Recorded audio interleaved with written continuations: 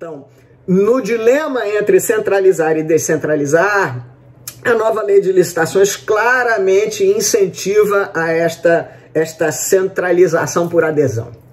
E aí a pergunta que se põe é saber se isso é bom ou se é ruim.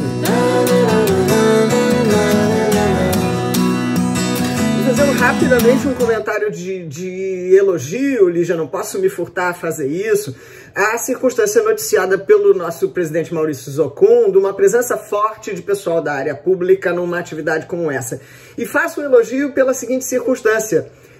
Isto me parece uma feliz modificação num padrão equivocado de conduta que a gente muitas vezes tem, de que vamos esperar a lei promulgar para então a gente se aproximar dela. E me parece que este não é o caso. A gente tem uma mudança profunda no regime de licitações e acho que quanto antes a gente se aproximar e fizer uma construção coletiva da sua interpretação, tanto melhor para a boa aplicação da lei. Nesse tema específico do planejamento, e observada aí a provocação que você me formulou, eu acho que tem 3 pontos que eu gostaria de percorrer, né? Primeiro, apontar como a mesma nova lei de licitações navega num velho dilema entre centralizar e descentralizar, e como isso impacta na questão do planejamento da atividade de contratação na administração pública. Quero apontar 2 dimensões da questão do planejamento que estão expressas aí no texto da nova lei de licitações e quero apontar alguma coisa que penso que a lei talvez não tenha superado, que é uma relação ainda conturbada, né, da nossa moldura normativa em relação ao tema do planejamento.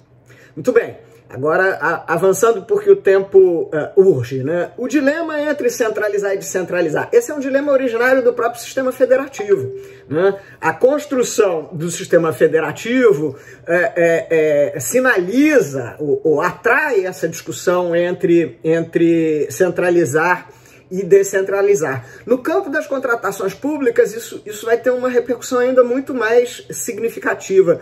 Só para a gente ter uma ideia, eu me preparando para essa nossa intervenção, consultando o portal de transparência do governo federal, e aí olhando os números de 2019, porque os de 2020 são atípicos pelas razões que todas nós sabemos, mas o portal de transparência dava conta de 145.966 contratações públicas, num valor de 67,78 bilhões, só para a gente ter ideia de o que nós estamos falando do ponto de vista de repercussão na economia, né? Da relevância econômica dessa atividade de contratações públicas.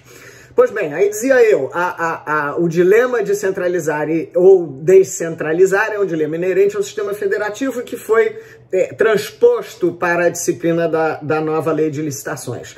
A opção em favor da centralização, quer dizer, de um sistema mais nacionalizado, uma moldura geral a qual todos se adaptem, que parece que é um tanto a sugestão da nova lei de licitações no que toca aos municípios, já faço aqui um spoiler do meu ponto de vista. Mas a opção pela nacionalização, por um sistema mais centralizado, ela oferece como argumentos em seu favor a ideia de um ganho de escala, né? Contratações mais amplas, por óbvio, tenderão a assegurar um ganho de escala, a ideia de facilitar a superação dos desafios da complexidade, né? Contratações de mais complexidade, serviços mais complexos, material de informática, tecnologia, né? Por vezes é um desafio para as organizações, e não preciso nem ir para o exemplo que eu gosto sempre de usar do município de São Gabriel da Cachoeira, não. Vamos ficar nos grandes municípios de capital mesmo. Quer dizer, a evolução tecnológica tem sido tão rápida que acompanhar essa complexidade no campo das contratações públicas é um desafio. Montar um TR para determinados serviços é um desafio, quem é da área de compras bem o sabe. E aí, portanto, a opção pela centralização, pela nacionalização, argumenta com a facilitação para superar esse grau de complexidade. E, finalmente, haveria ganhos operacionais, uma estrutura maior, mais, perdoem a expressão vulgar, mas mais parruda, né, mais forte, facilitaria a superação dos problemas operacionais dos pequenos municípios nesses nossos 5.000 e quase 6.000 municípios. A opção, de outro lado, pela execução local, ela apresenta o potencial de ganhos de fomento à atividade local, à atividade econômica local. ela apresenta em seu favor também a possibilidade de adequação das demandas no processo licitatório às peculiaridades locais, então você calibrar, né, todo o seu processo de contratação, aquilo que seja específico da sua localidade, com todas as suas particularidades, e ela apresenta em seu favor um ganho de velocidade, né? Enfim, em tese, uma contratação de menor porte seria mais facilmente montada e implementada. Muito bem. Diante desses desafios e de argumentos de um lado e de outro, o que a lei propõe? Na minha leitura, né, sujeita ainda à revisitação, a lei é nova, estamos todos pensando juntos, mas na minha leitura, a lei sinaliza muito em favor de uma modelagem nacionalizada, né?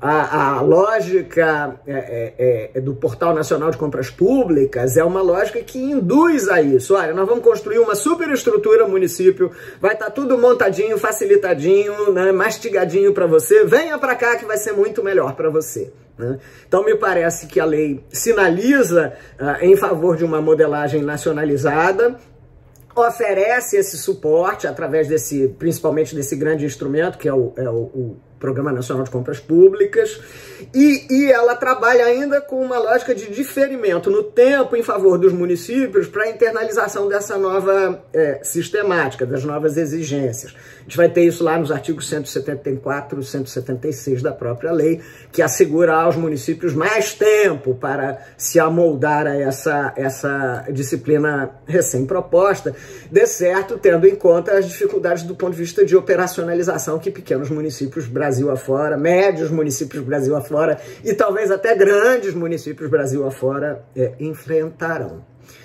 Penso que esta modelagem, que pode ter vantagens, Lígia dava conta de aplausos da Frente Nacional dos Municípios, ela deixa ainda alguns problemas não resolvidos, né? E alguns problemas que, para minha felicidade, vão ser enfrentados depois por Tatiana e Rafael. Estou só pontuando para a intervenção deles que complementará isso, né? Um primeiro problema que a lei deixa não resolvido é a ausência de expertise para a ser invertida na chamada fase preparatória da licitação. Quer dizer, ainda que se disponibilize essas coisas no Portal Nacional de Compras Públicas, é preciso que o agente que tem acesso a essas informações saiba utilizá-las. E este ainda me parece que será um problema, né? E também penso que nesse dilema entre nacionalizar ou descentralizar, a modelagem que a lei propõe, ela abdica um pouco de um potencial de incentivar o desenvolvimento do conhecimento próprio e local, que é o conhecimento que vai permitir essa calibragem com as necessidades específicas. Quer dizer, quando você monta... Aí é uma questão de economia comportamental, amigos. Se você monta uma estrutura que já está mais ou menos alinhada, mais ou menos mastigada, que tem a autoridade de ser a estrutura nacional e, portanto, do ponto de vista dos órgãos de controle, parecerá uma coisa mais confiável, né? A tendência será a aderir. O incentivo todo é no sentido de aderir de maneira que talvez se revele a crítica, né? Então podemos antever um princípio de inércia, né? Uma adesão significativa a este portal Programa Nacional de Compras Públicas, né?